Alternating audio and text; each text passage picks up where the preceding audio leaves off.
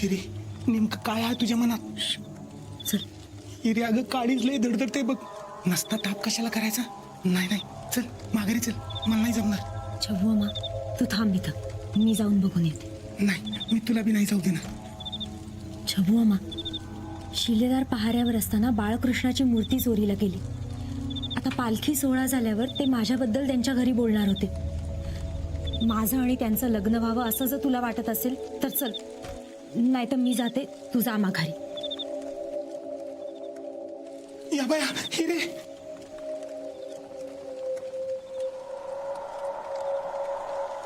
हिरे तुला इथं काय सापडेल असं वाटतं वे? या भुयारातून बाहेर पडणारी दुसरी वाट शोधतीये मी. थांब छबू अम्मा, काय झालं? पुढे पाय ठेवू नकोस. पुढे जर पाऊल ठेवलंस तर पाण्यातून बाहेर पडशील. ह्या बेलाच्या वाटेवरून चाल, ये माझ्या मागं. चल.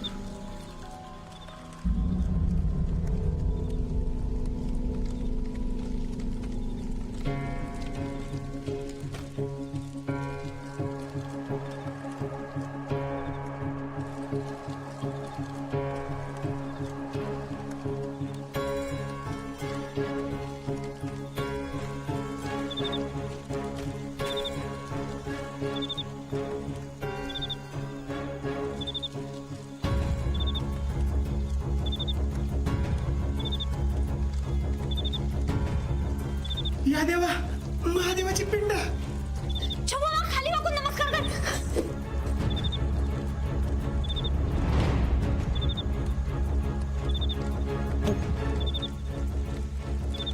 हिरे अगं या भुयारात कोणाचा जीव गेला तरी बाहेर काढणार नाही. मी असताना जीव कसा जाईल तुझा? पण हसल्या भूतात तिच्या भुयारात आणलेस तरी कशाला मला? भूत कधी बाण मारत नाही, हे कुणा माणसाचं काम आहे. असं माणूस जे पेशवाईवर उलटलंय. माणूस?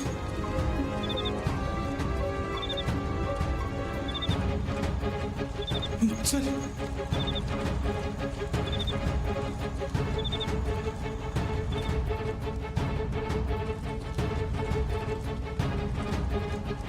चल छबू अम्मा.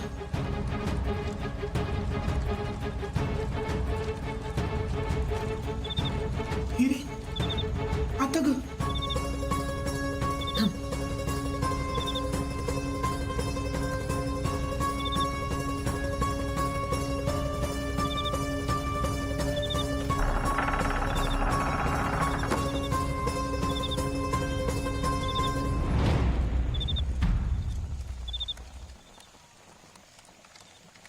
दिसरात वाट बघत होते सुलतची. मिळाली म्हणून गावभर वरडून वरडून सांगितलं, पण आता कुणी विचारलं तर कुठल्या तोंडाने सांगू? आणि सांगू काय? अरे शोधून शोधून कुठली शोधली तर बावनखणीतली. दुनिया काय पेटली होती का काय?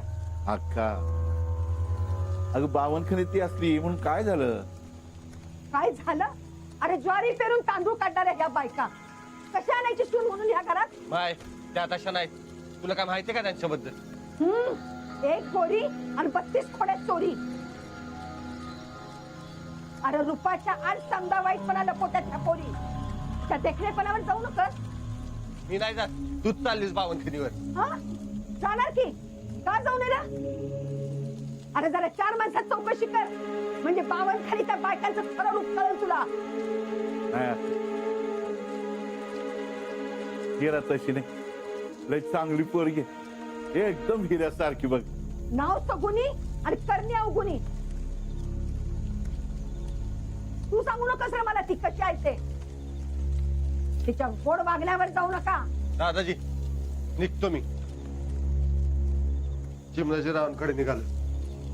त्यांना काहीतरी महत्वाचं सांगायचं मला. शिमलाजी खूळ गेलं का त्याचं?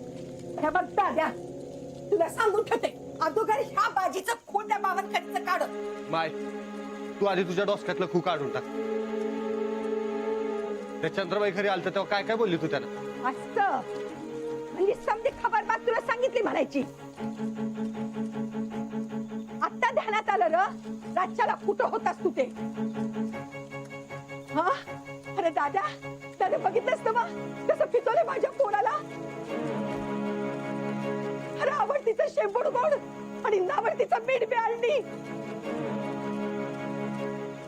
अरे कळकळून किती सांगितलं मी ह्याला पण ह्याचा माझ्यावर विश्वास नाही.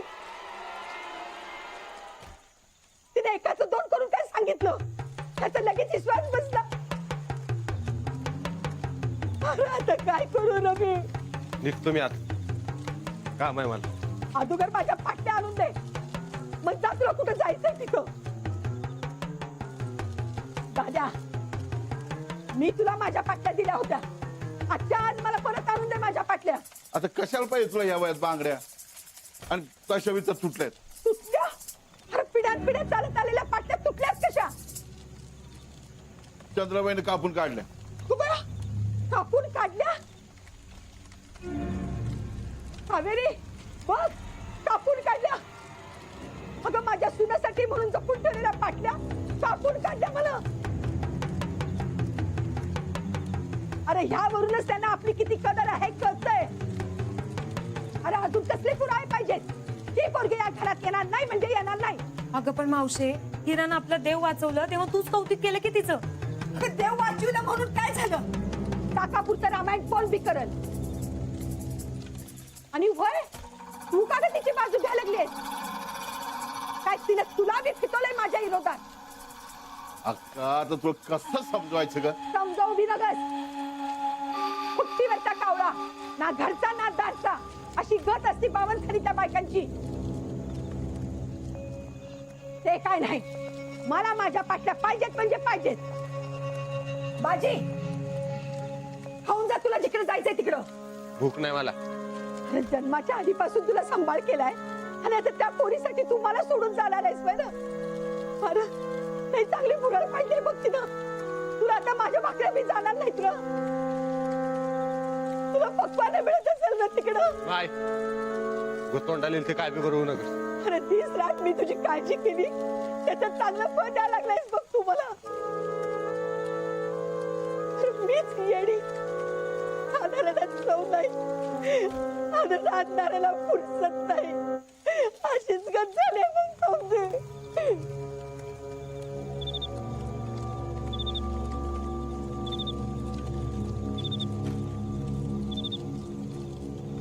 तू अक्काचं बोलणं मनावर घेऊ नकस. बांगड्या राहू दे हिराकडच.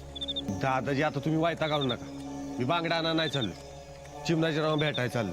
हा मग ठीक आहे चल मी बी येतो. नाही तुम्ही कोतवालीत जा आणि कोतवालीच सांगा. दुसऱ्या कुणाला काय सांगू नका.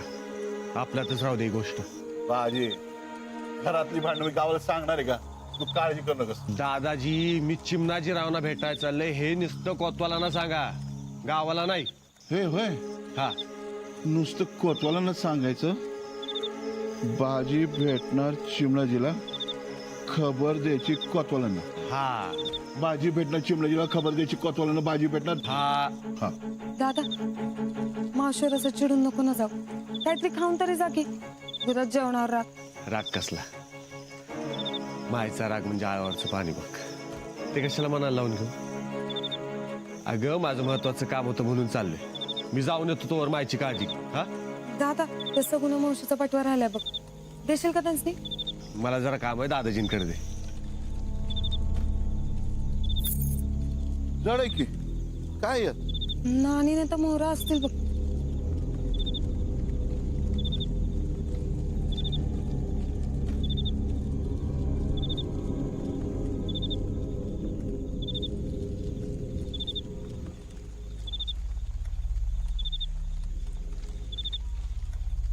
चला मी येतो.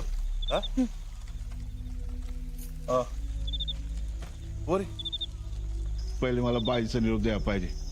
हा बटवा ठेव तुझ्याकडं नाही तर उगं कुठं तरी विसरायचो. कोतवालीत आलो ना की पहिले बटवा देऊन येतो. आलो. अगो बे काय ग दोघं बी गेलेत आणि त्या भाकऱ्या कोण खाणार. तुला पण कळत कसं नाही ग. आता उपाशी राहील की नाही तो. अगं तू बांधून ठेव ना मी कोतवालीत जाऊन देऊन येत. बाकी काय बी म्हण. माझ्या भाजीला चांगलंच नादी लावलं बघ बावनखरीवालीनं.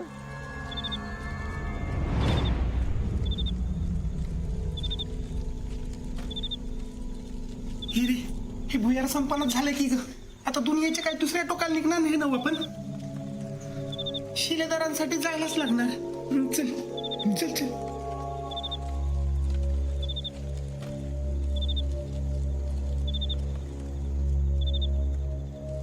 आता ग संपलं की इथंच. नाही, इथपर्यंत आलोय म्हणजे इथून बाहेर पडायची नक्की वाट असणार. बाळकृष्णाची मूर्ती इथूनच पळवली गेली असणार. चल. चल.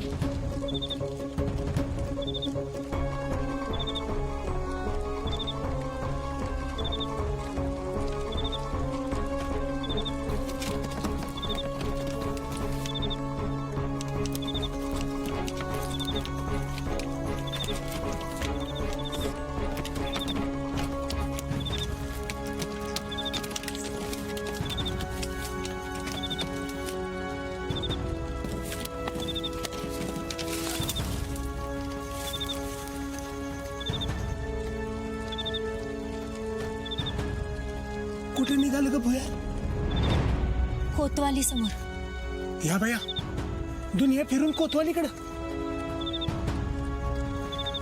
म्हणजे चोरांनी कोतवालीतच जागा शोधली लपायला. छबू मामा, आपल्याला शिलेदारांनाही खबर पोचवायला पाहिजे. होय.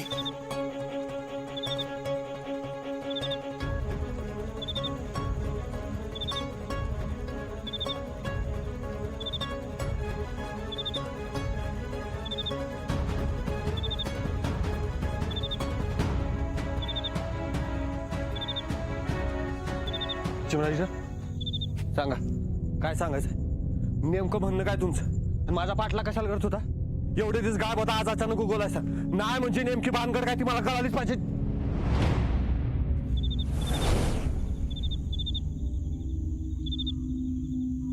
चिमणाजी, शिलेदार, शिलेदार, तुम्ही? शिलेदार आहेत का घरात? नाही, दादा घरला नाहीये. शिलेदारांकडे लय महत्वाचं काम होतं. कुठे गेलं? माझ्यावर वैतागून गेलाय. काय काम आहे ते सांगा. तू आता ह्या वक्ताला हित माझ्या बांगड्या खाऊन बसलीस. आता अजून काय पाहिजे बाई तुला?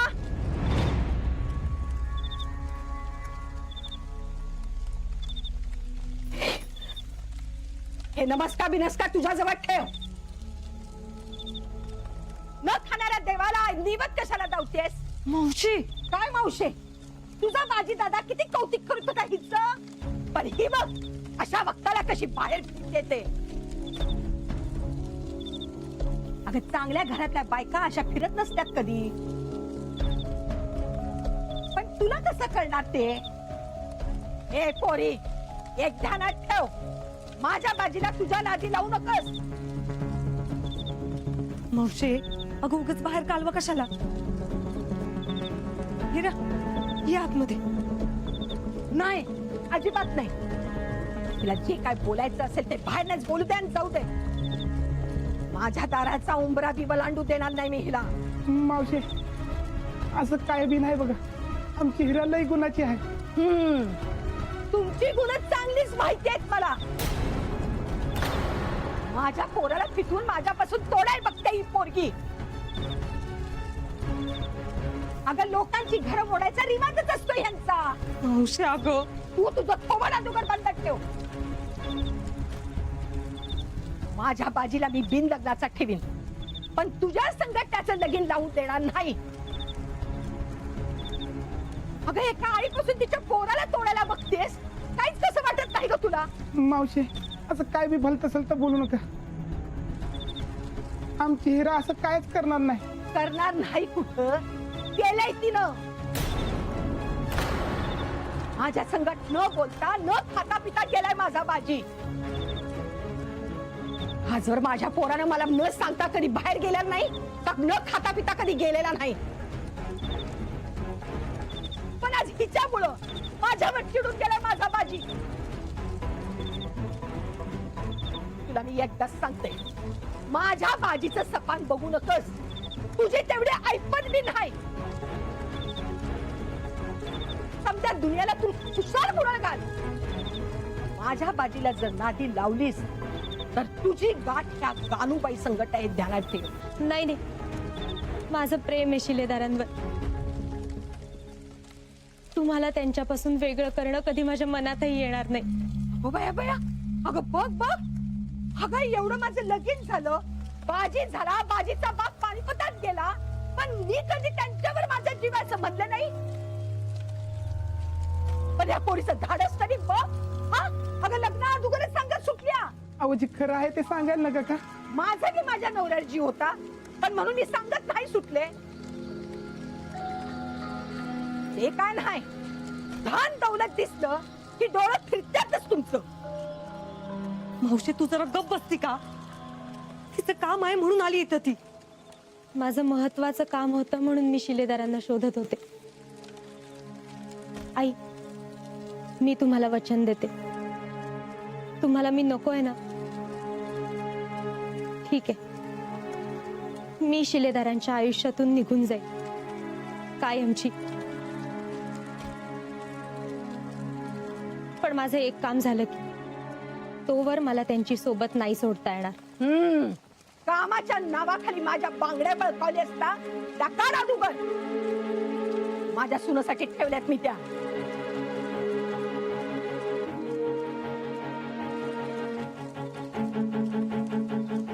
हे रे,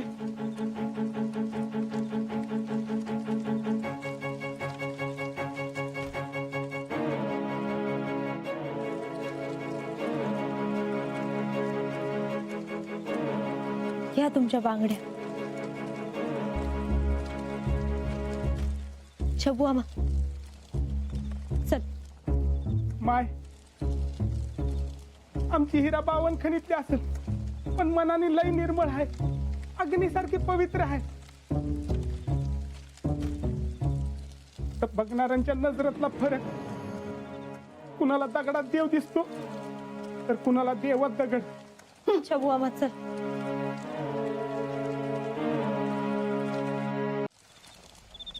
हिरे, तुला या आधी कुणी घालून पाडून एवढं बोललं नसेल बघ. बोलू दे, शिलेदारांवर फार माया करतात त्या म्हणून बोलल्या. अगं पण त्या दीड दमडीच्या बांगड्यांसाठी एवढं बोलावं होय? छबू आमा, त्या बांगड्या शिलेदारांच्या बायकोचा मान आहे. दीड दमडीच्या कशा असतील त्या? काय बी असू दे, पण त्यांनी तुला असं नव्हतं बोलायला पाहिजे. शबू आमा, तू त्यांचं बोलणं मनावर घेऊ नकोस. अरे त्या त्यांच्या जागी बरोबर आहेत आणि आपण आपल्या जागी. आईचा राग म्हणजे आळवावरचं पाणी असं सांगितलं होतं मला शिलेदारांनी. त्या कितीही बोलल्या ना तरी त्यांच्या मनात तसं काही नाही बघ. तू आता उगा त्यांची बाजू घेऊ नकस. का नको घेऊ? माझ्या होणाऱ्या सासू आहेत त्या. हिरा, चला, आता महत्वाचं आहे ते शिलेदारांना त्या भुयाराची खबर देणं. चल. हिरा,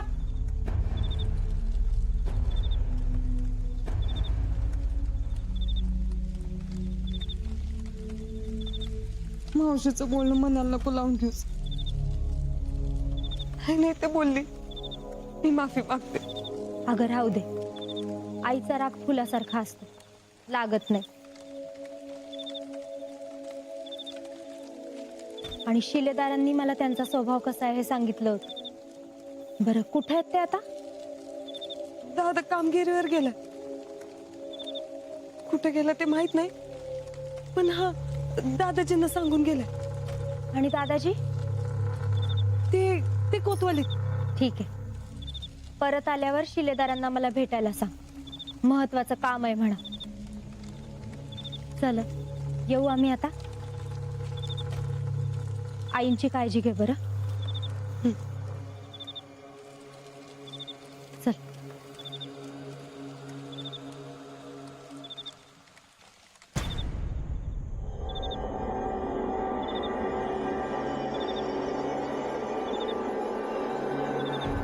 मला सोडा, मला जाऊ द्या. मी खरंच कोणाला काही सांगणार नाही. गुपितच राहील. मला सोडा, मला सोडा.